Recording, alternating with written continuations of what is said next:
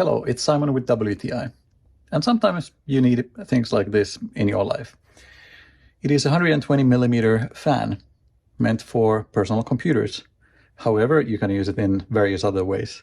For example, here, I've used it to construct a fan for extracting soldering fumes, just in connection with an activated charcoal filter. It comes neatly packaged.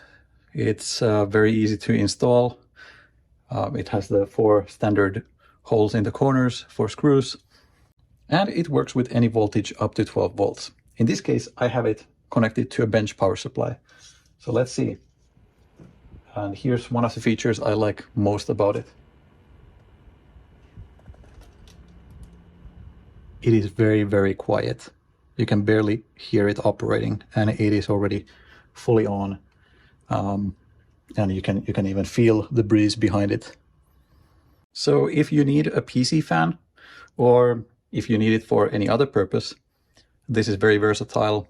I recommend it, but that is just my point of view.